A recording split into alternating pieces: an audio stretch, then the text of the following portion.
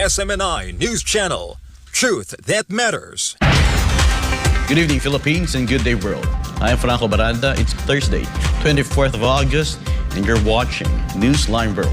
We're here to bring you the top stories we've gathered from all over the globe. First, the BRICS Leadership Summit is set to end and is expected to yield positive results following the announcement of more countries joining the new development bank. To this, Pastor Apollo Cignal aired his comments on its expansion and growing influence. Japan has started releasing treated radioactive wastewater into the Pacific Ocean, earning different reactions from experts. But what is Pastor Apollo's stance on this? We'll find out more about that later on. North Korea's second attempt to launch a spy satellite fails just 3 months after launching the first one, which also failed. Wagner's boss Yevgeny Prigozhin is presumed dead after a plane with his name listed as a passenger crashed in Russia. And Australia issued a warning for the incoming bushfire season that could possibly put millions of Aussies in imminent danger. These and more for tonight's edition of Newsline World. Pastor Apollo Cignal has something to say regarding the criticism surrounding the COA report on President Bongbong Marcos's travel expenses. Angel Pastor tells us more.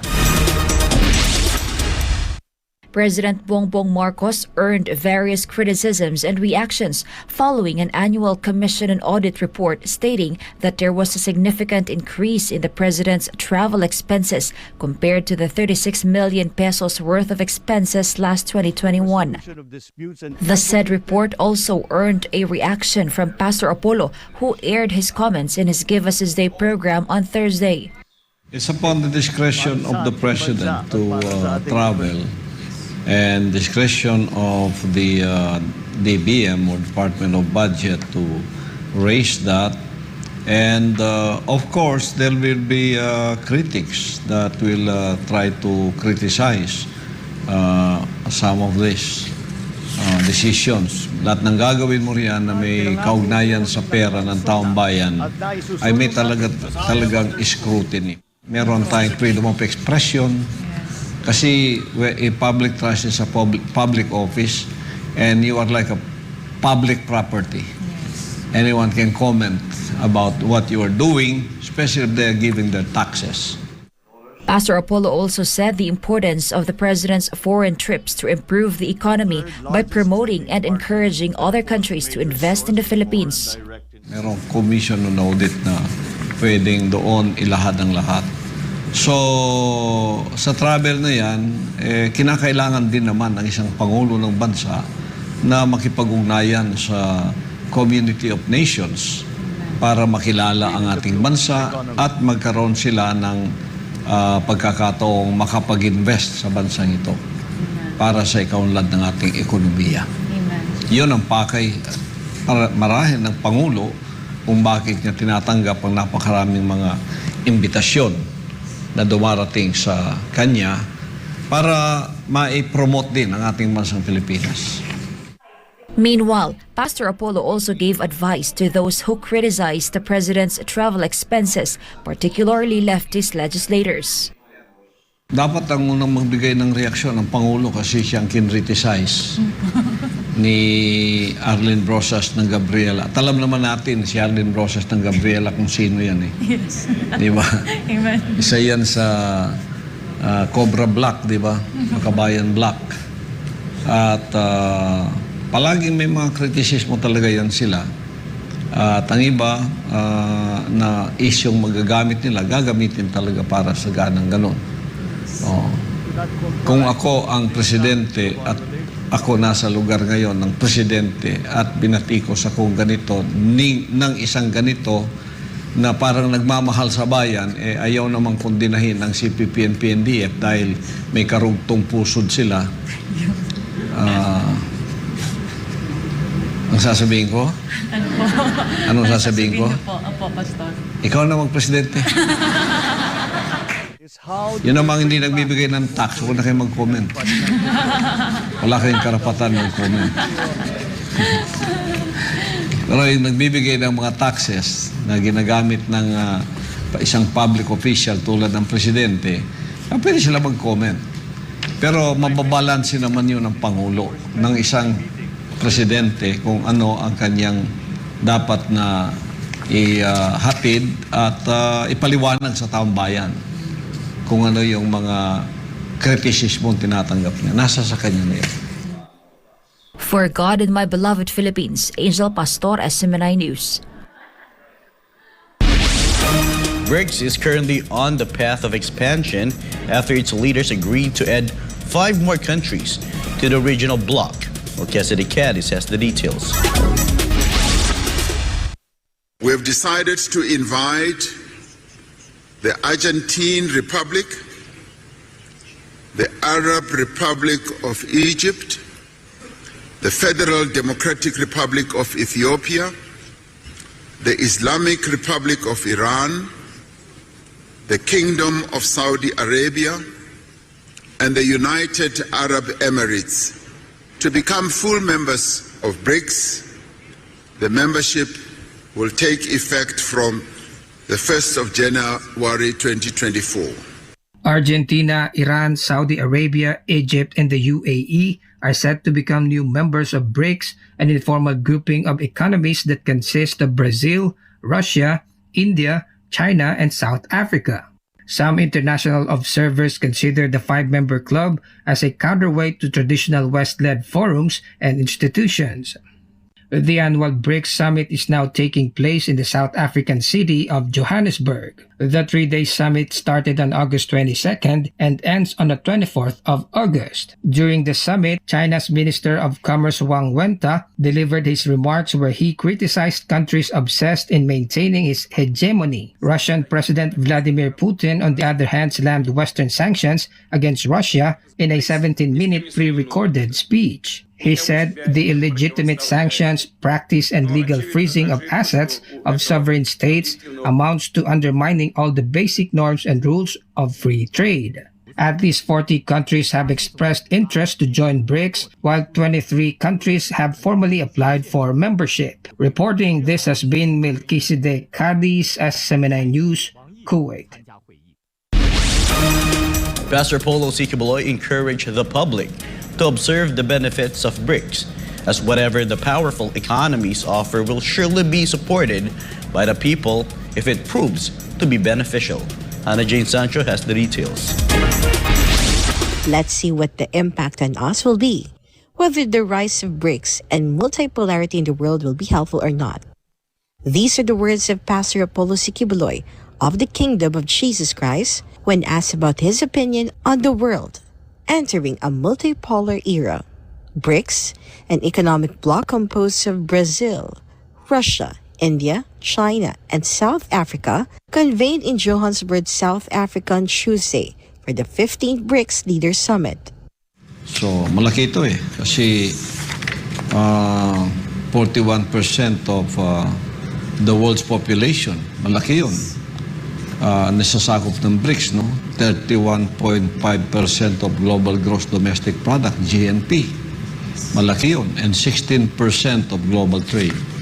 So, let us see how it will come out, and it will be in that order where people would rally to it or would reject it. So, according to the common good that it might bring to the world. According to the good pastor, people will likely support BRICS if it is proven to be beneficial, especially since the organization is also promoting the new development bank, which intends to challenge the dominance of the US dollar.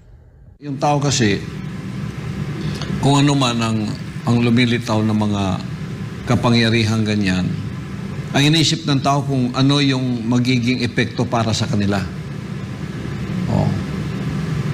Kung ang epekto nito ay maganda, didikit ang tao dyan. Kasi may hahambing na sila eh. Ngayon, unipolar, Amerika, ang pinakamakapangyarihan sa lahat. Gumagana sa buong mundo. ito, emerging. O, anong may offer nito? Na iba sa nai-offer na nito. Tingnan natin sa mga susunod na panahon. According to Pastor Apollo, people always consider whether this will be significantly contribute to their country, way of life, and themselves. Will it help me or not help me? Will it promote me or not promote me? Will it be profitable for me or not?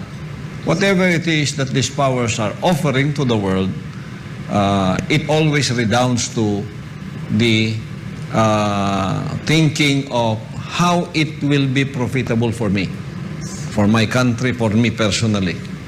How it can be profitable for me. How can it progress me? Yun palagi ang nasa utak ng tao. To recall, Chinese President Xi Jinping called for the expansion of BRICS and the establishment of a fair and orderly international order. The BRICS summit was attended by leaders who are members of the organization, except for Russian President Vladimir Putin, who opted to join virtually and sent Foreign Minister Sergei Lavrov as his representative. Forgotten my beloved country, this has been Hannah Jane Sancho, SMNI News.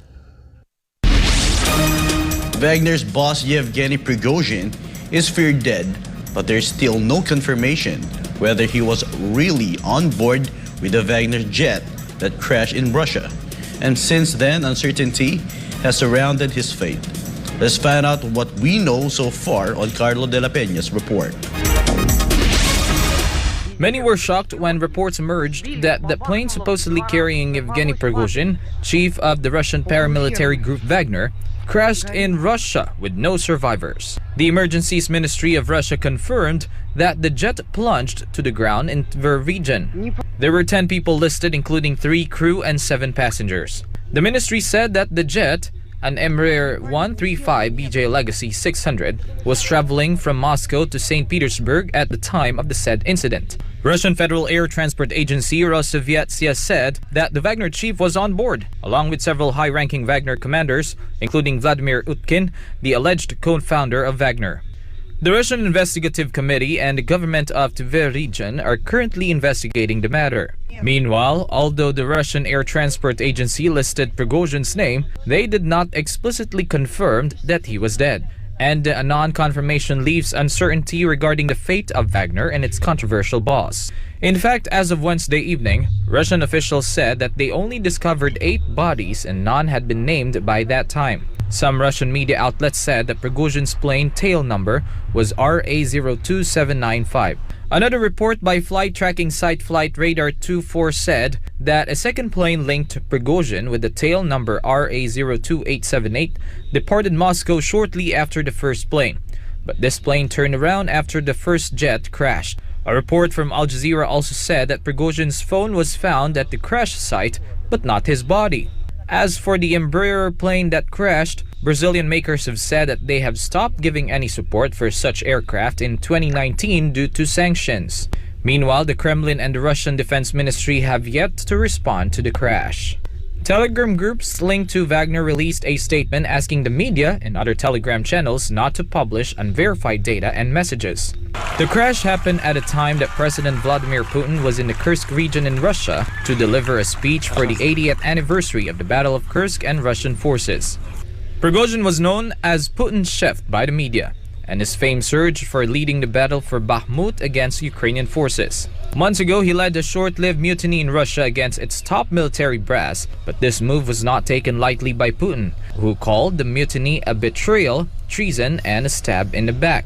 But as part of an agreement to end the mutiny, Prigozhin was exiled to Belarus and all charges against him were dropped. However, he was still able to travel back and forth from Belarus to Russia and was photographed with an African official during the sidelines of the Russian-Africa Summit in St. Petersburg.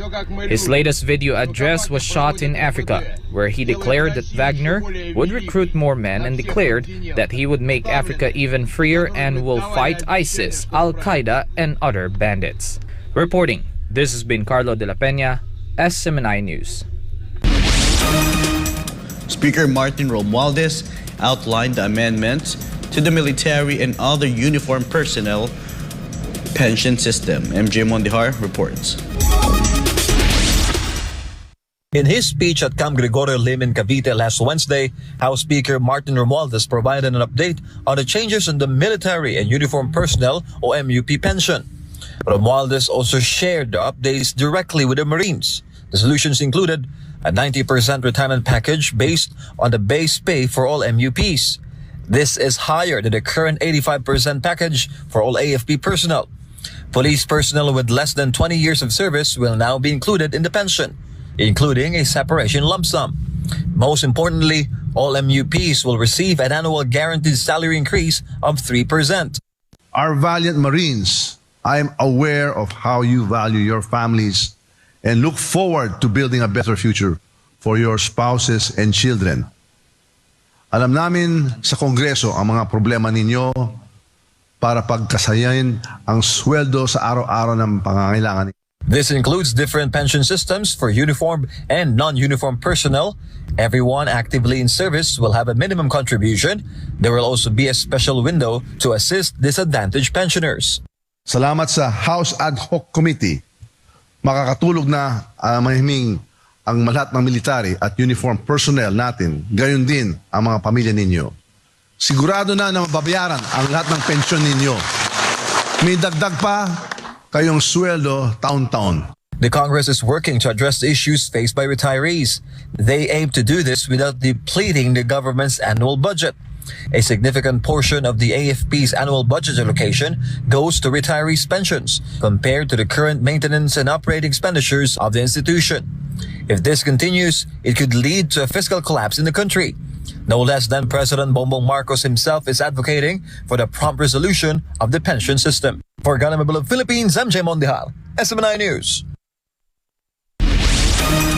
As classes will soon resume in the Philippines, Pastor Polo Cignal says there should be a critical balance for school-age children using the internet, especially when they are highly vulnerable to its dangers, and many teachers are now conducting their teaching online. Sara Santos tells us more. According to the Department of Education or DepEd, classes in the Philippines for school year 2023 to 2024 will begin on Tuesday, the 29th of August, pursuant to Republic Act 11480. Aside from preparing for another year of academic challenges, parents are also urged to be wary of online dangers their school-aged children could be highly vulnerable to, especially as many teachers are conducting their teaching online with the option of blended learning delivery modality or BLDM, where students can be taught both in person and online. In his latest Give Us This Day program on Thursday, August 24th, Pastor Apollo Cignal said parents and teachers must guard minors from the dangers on the internet, citing a study which found that 20% or an estimated 2 million internet users aged 12 to 17 in the Philippines were victims of online sexual exploitation and abuse in just 1 year. According to the Disrupting Harm Study 2022 conducted by the United Nations International Children's Emergency Fund, End Child Prostitution and Trafficking International, and the Interpol, there are 20% of or an estimated 2 million Filipino children aged 12 to 17 who were subjected to online sexual abuse and exploitation.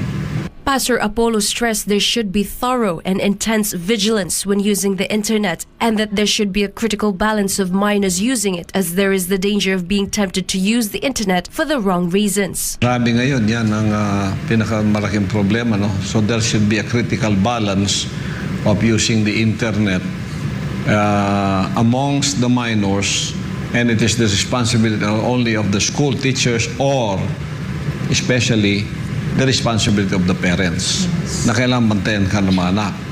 Kailangan bantayan talaga yan.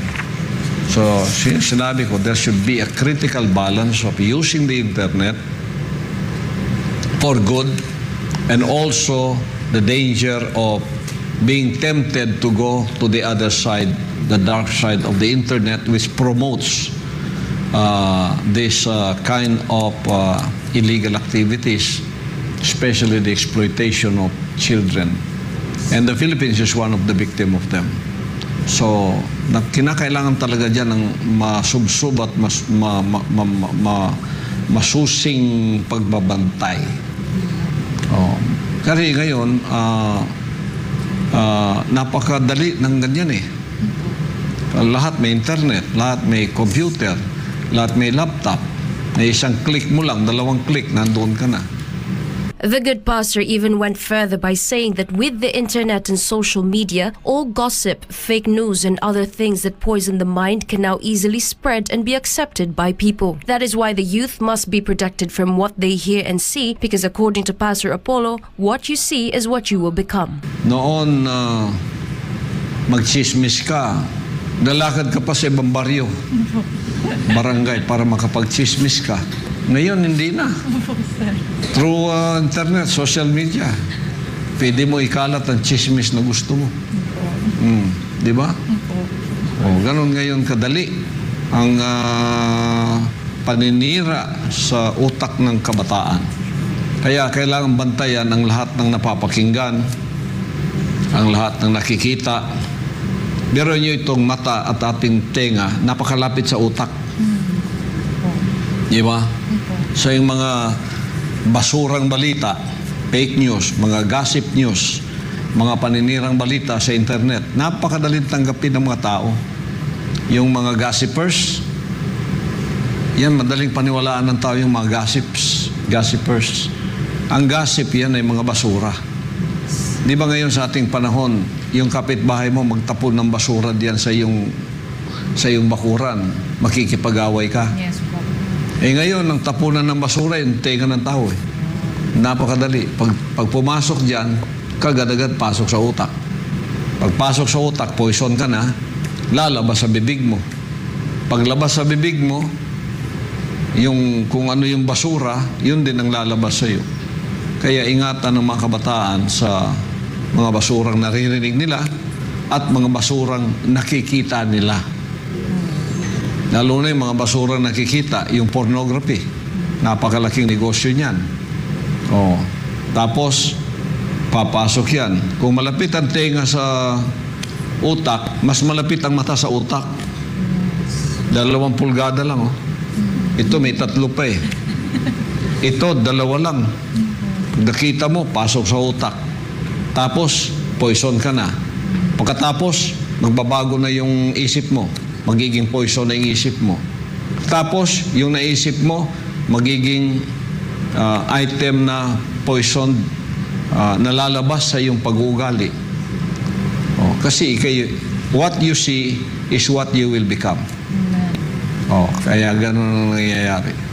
Kaya, masusi at marubdob na pagbabantay ang kinakailangan sa mga panahong ito, lalo na sa ating mga kabataan. For God and my beloved Philippines, this has been Sarah Santos, SMNI News. President Bongbong Marcos has repeatedly mentioned federalism in his speeches. Is the president pro-federal government? Here's the report from MJ Mondihar. On Thursday, President Bongbong Marcos himself led the oath-taking ceremony for new members of the Partido Federal ng Pilipinas or PFP in Malacanang. The president serves as the national chairman of the party.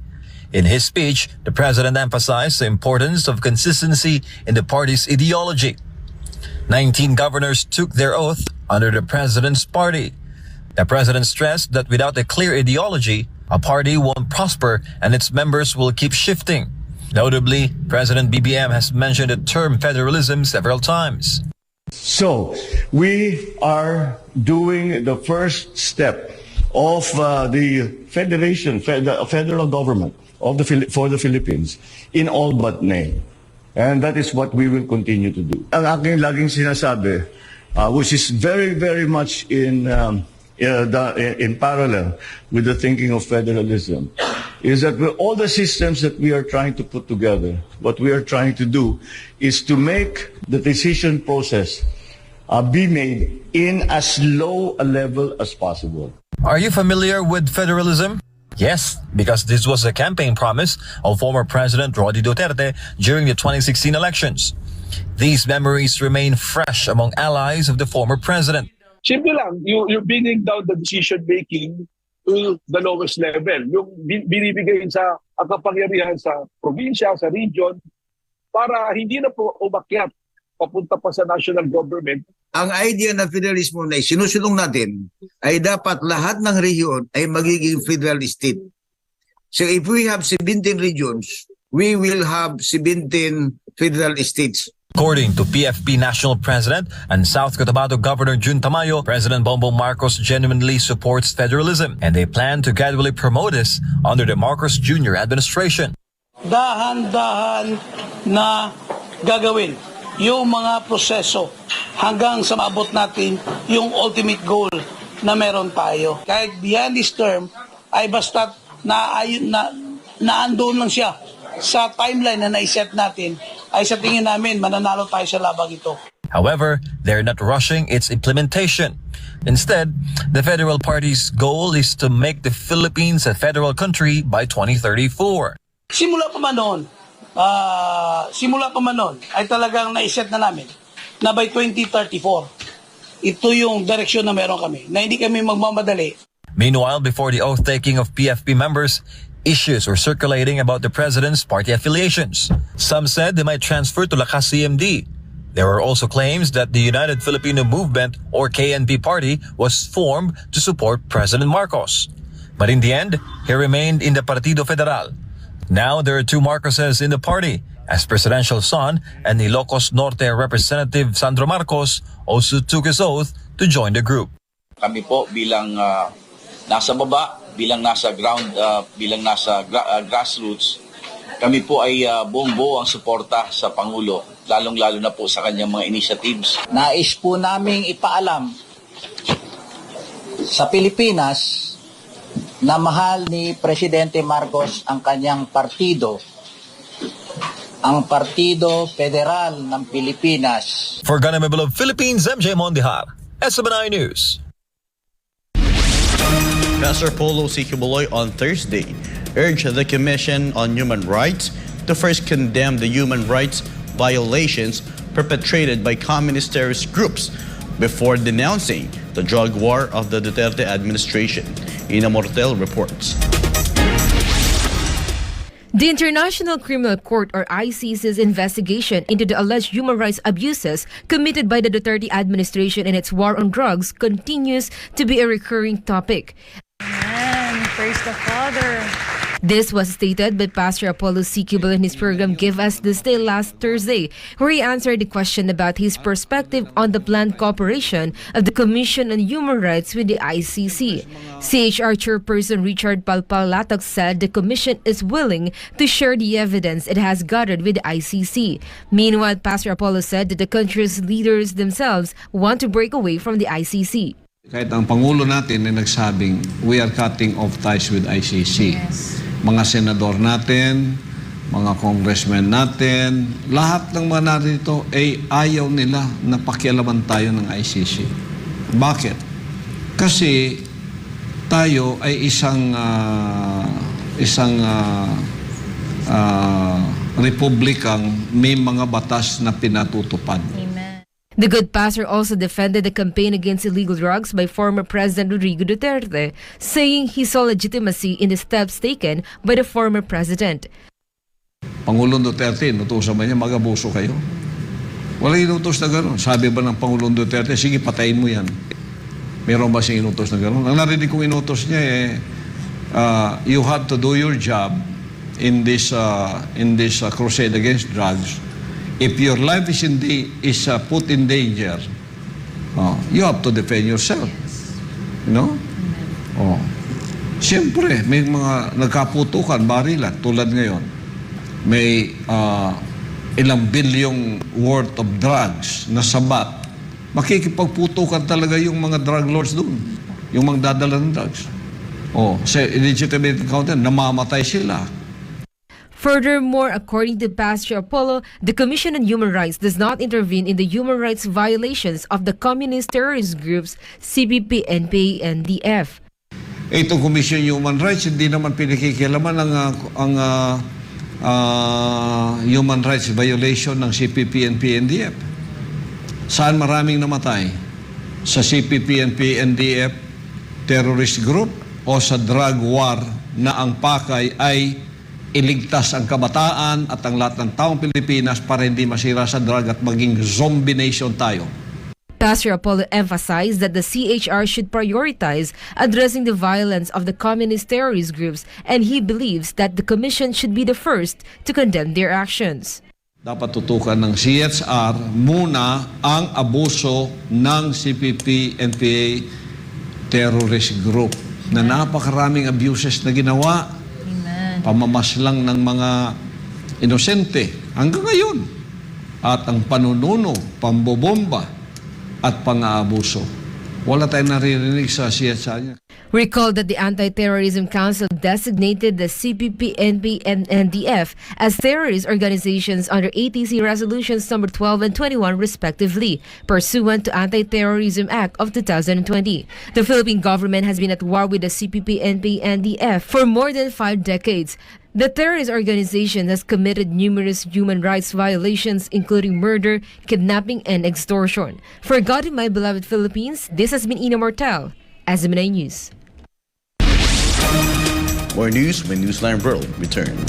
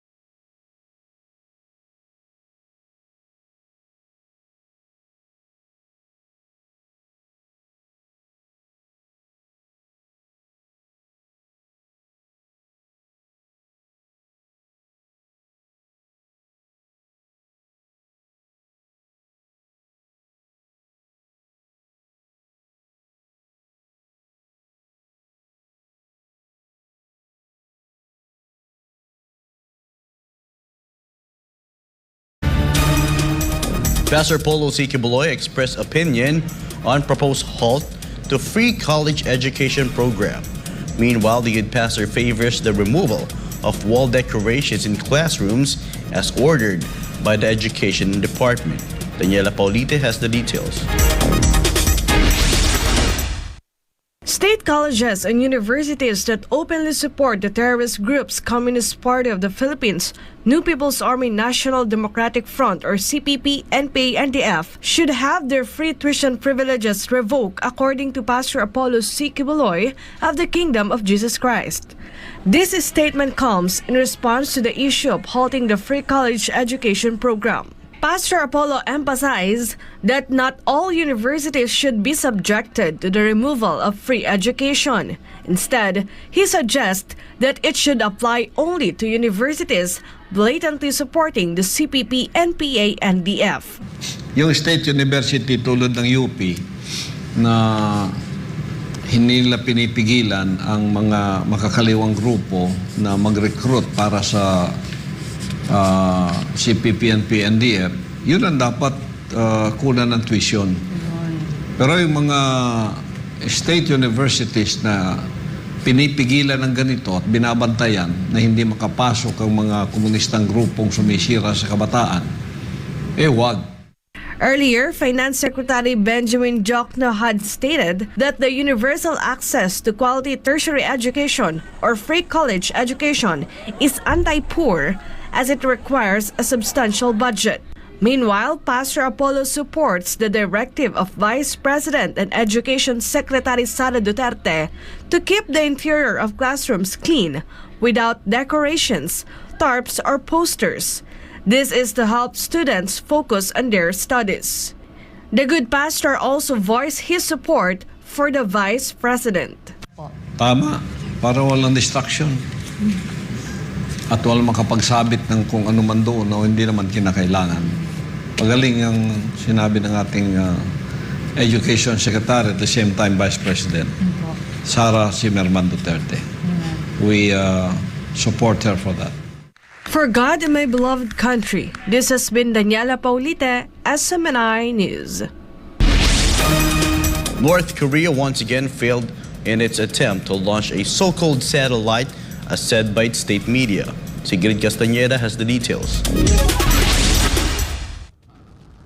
Pyongyang's second attempt to launch a spy satellite had failed just 3 months after the first failed attempt. According to North Korean state media, KCNA, the National Aerospace Development Administration conducted the second launch of the reconnaissance satellite Maligyong-1. NADA said that the launch failed due to an error in the emergency blasting system of its third flight. But North Korea brushed off the failure, with NADA saying that it was not a big issue and that they will try again in October. The South Korean military detected a said launch around 3:30 a.m. Reports say it flew over the Yellow Sea and a search and retrieval operation for the wreckage has begun. In response, South Korea's National Security Council slammed the launch, saying that North Korea is just wasting its already dwindling resources with reckless provocations that lead to the death and starvation of its people. Prior to this, North Korea had notified the Japanese Coast Guard of its planned satellite launch between August 24 and 31, to which Japan responded by mobilizing its ships and IGS-PAC-3 missile defense system. Prime Minister Fumio Kishida opposed Pyongyang's move and said it goes against the UN resolution. The latest launch comes as the US and South Korean military drill commenced last Monday.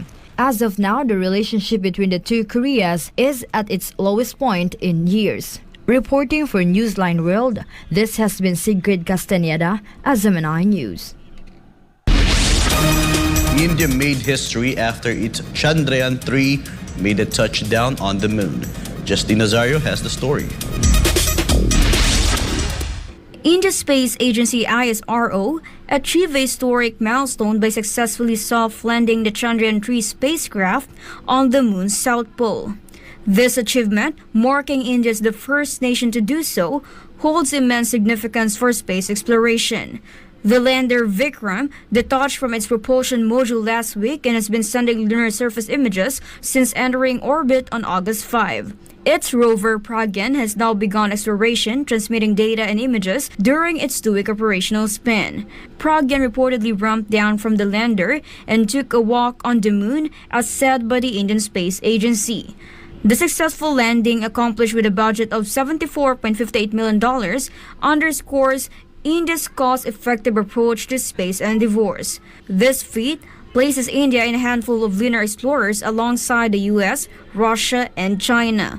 Prime Minister Narendra Modi termed it a triumph for humanity, while global figures like Elon Musk praised the achievement. The soft landing of Chandrayaan-3 happened while BRICS leaders are in South Africa for a summit. President Cyril Ramaphosa, Xi Jinping, Vladimir Putin, and his in-person representative, Foreign Minister Sergei Lavrov, congratulated Modi for the historic event.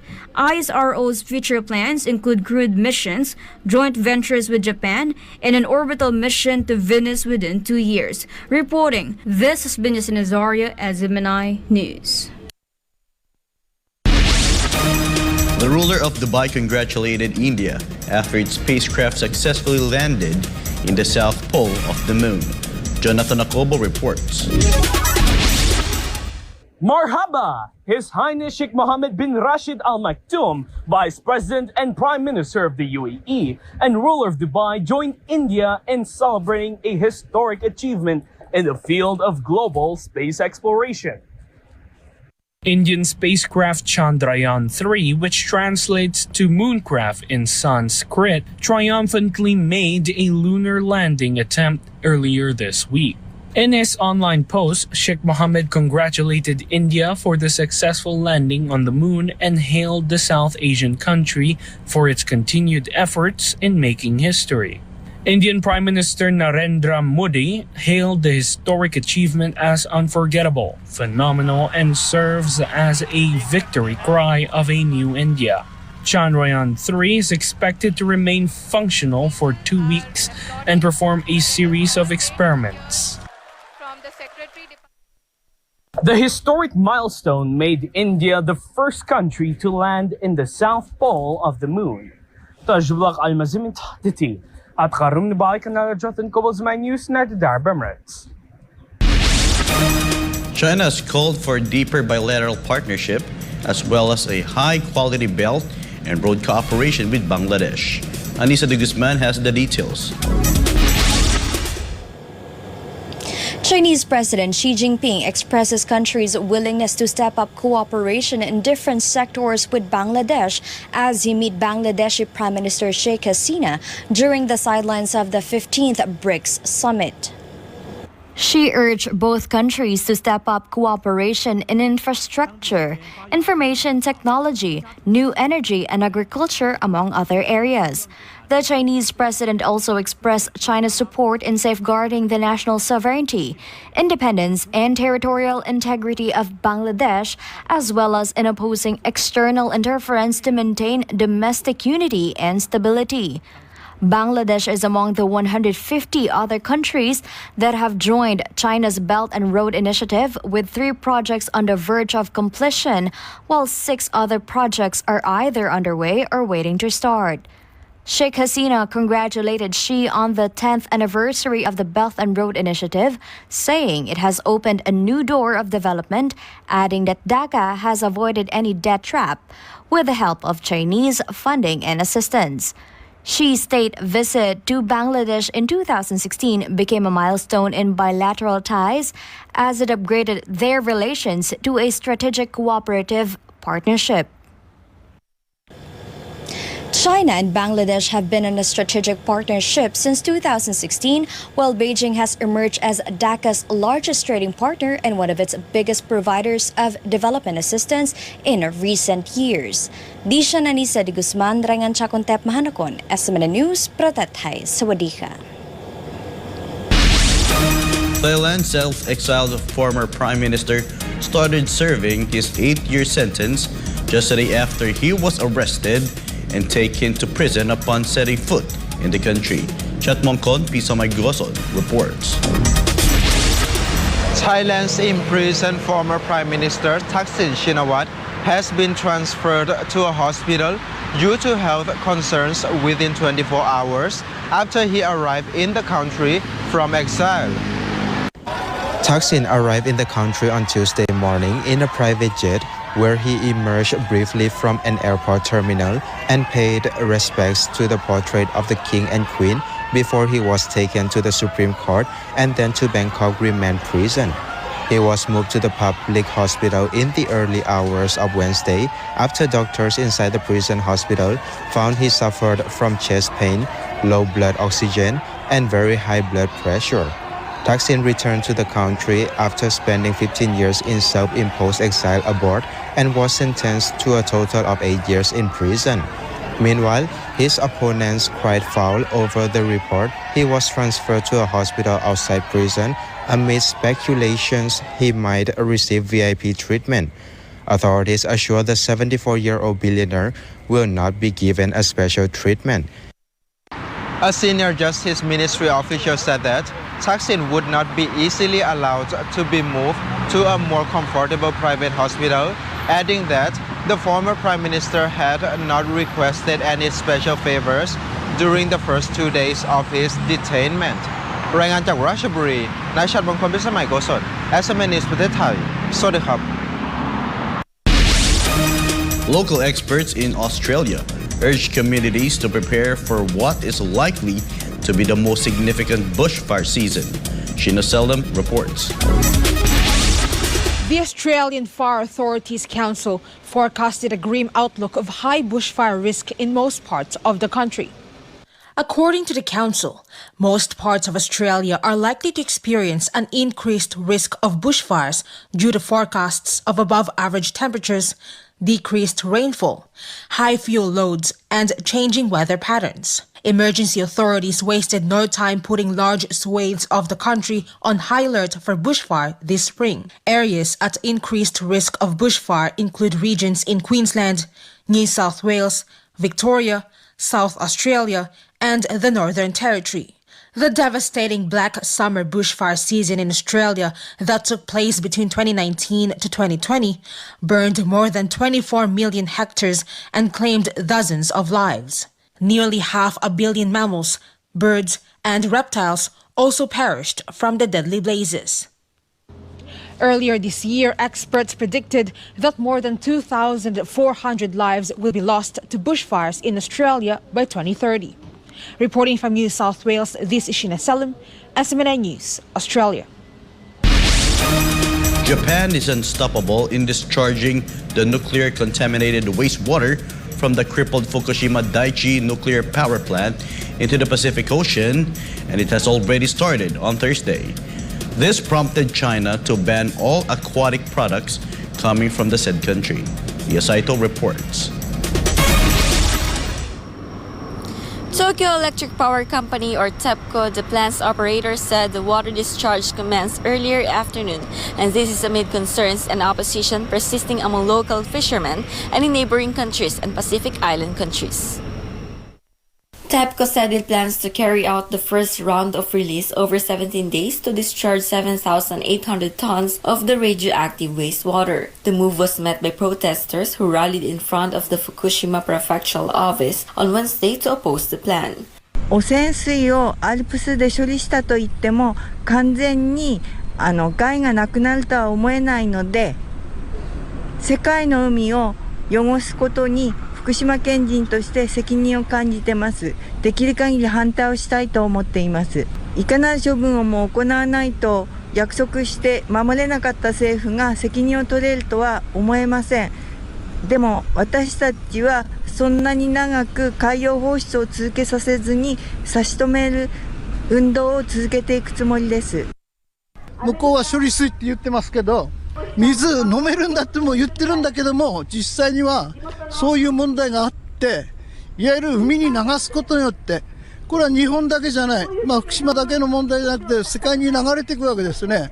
それによっての、食物連鎖っていうか、そのあれによってもう魚にしたっていろんなあれがいて、結局その食物連鎖によってね、いわゆるそういう放射能の汚染によって全世界の、食べ物はもう大きく変わっていくということがね、実際あると思うんです。で、30年以降もいわゆるなり合いとしている漁業者ね、漁師の人にいわゆる保証していくってことを言ってるんだけども、結局保証なんてはもうしないわけですよ。今までもそうだったし。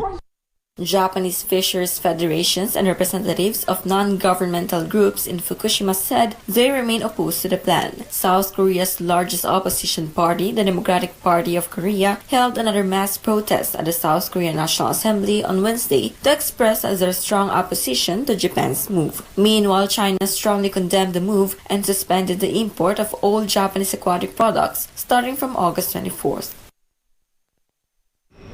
China's General Administration of Customs, or GAC, said they decided to ban such products to prevent risks from Japan's discharge of nuclear-contaminated water. Ijo, Nihon kara sa Italian News, otsutashimashita. SMNI News, Japan.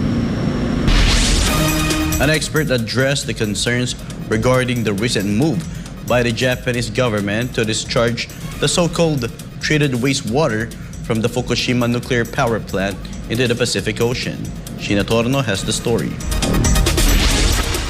The Japanese government has begun releasing the treated radioactive nuclear wastewater from the crippled Fukushima nuclear power plant into the Pacific Ocean. Approximately 1.3 million metric tons of treated wastewater are expected to be discharged into the sea. However, this action has prompted various reactions from public and has gained opposition from neighboring countries like China. However, both the Japanese government and the International Atomic Energy Agency, or IAEA, have stated that disposal of treated radioactive wastewater is safe due to its advanced liquid processing system.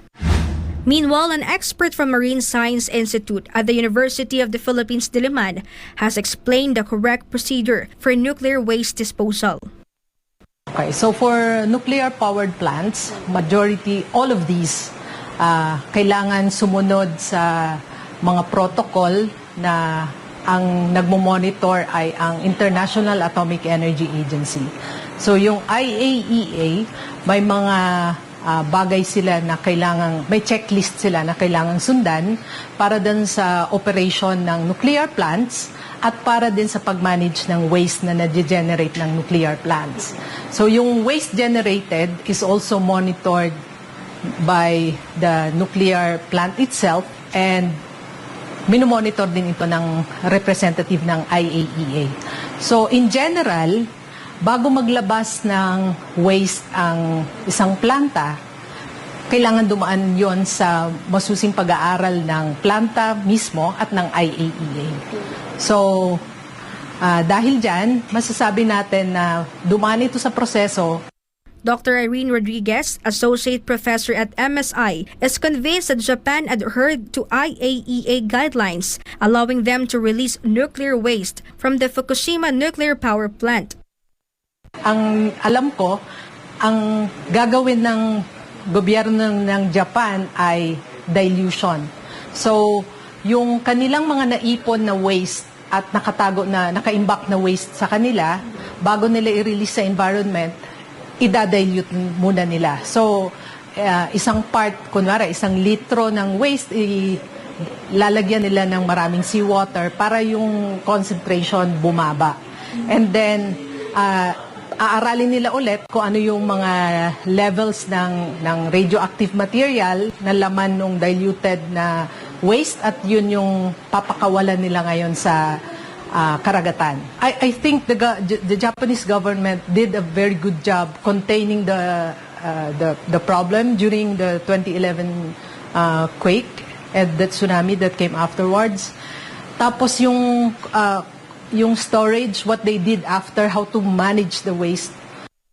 Dr. Rodriguez also explained that while the discharge of nuclear wastewater could have a minor effect on biological organisms, it is still manageable. In terms of aquaculture, fish living near the coastal environment of the Fukushima nuclear power plant could be affected. However, pero kung maaari naman na pigilan muna yung pangingisda sa areas na may mataas ang level ng radioactive material.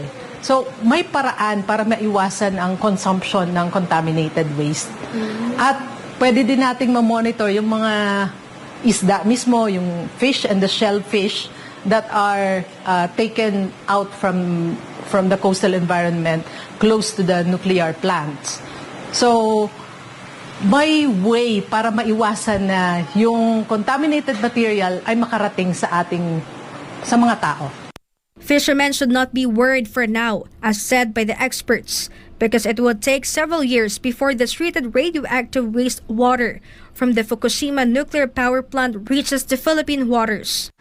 Meanwhile, the Philippine Department of Foreign Affairs, or DFA, acknowledged the technical expertise of the IAEA. The Philippines evaluates the issue from a science and a fact-based perspective and its impact on the waters in the region. DFA stresses that protecting and preserving the marine environment remains a priority. On the other hand, the Department of Environment and Natural Resources, or DENR, assured that they will fulfill their mandate by conducting regular water quality testing. Department of Science and Technology, or DOST Secretary Renato Solidum Jr. believes in IAEA study, asserting that the level of tritium is minimal and therefore safe.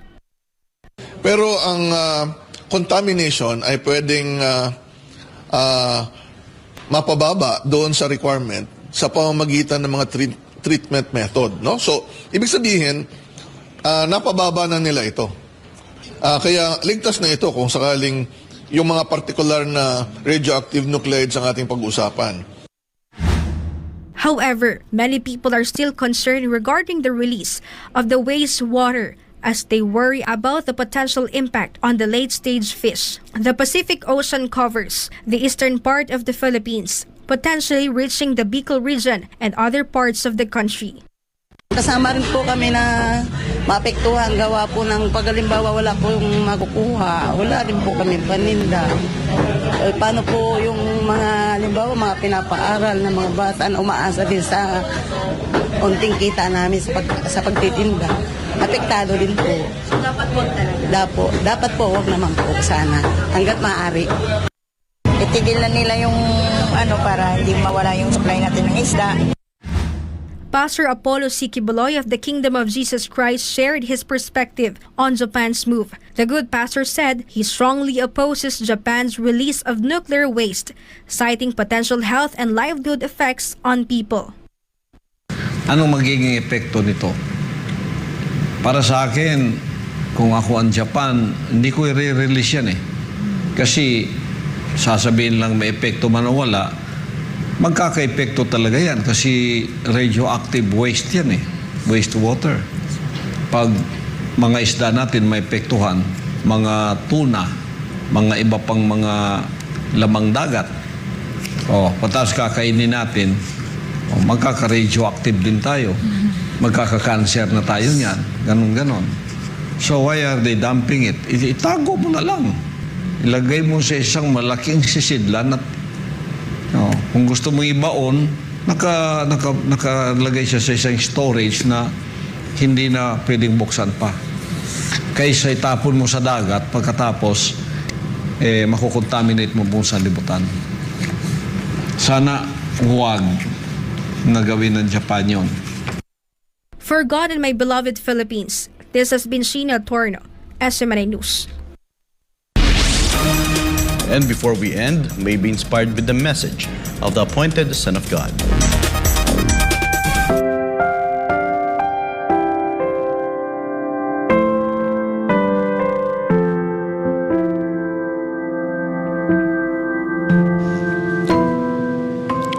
Trials and temptations are the fire that will try everyone's work.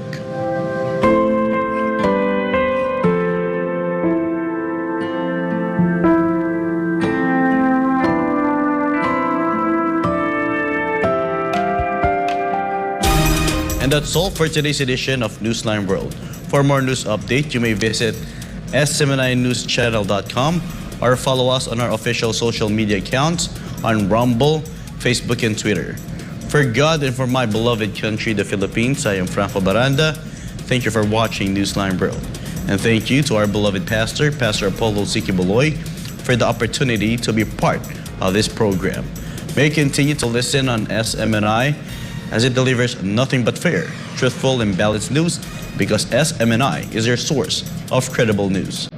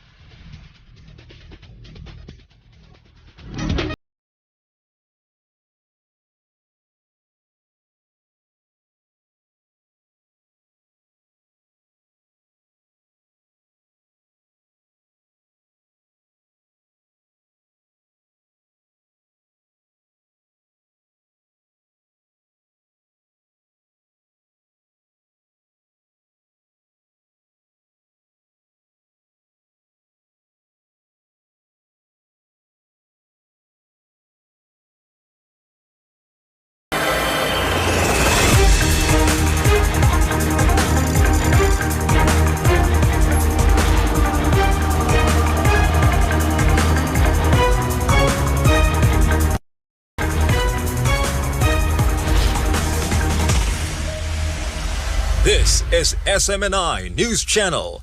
Truth that matters.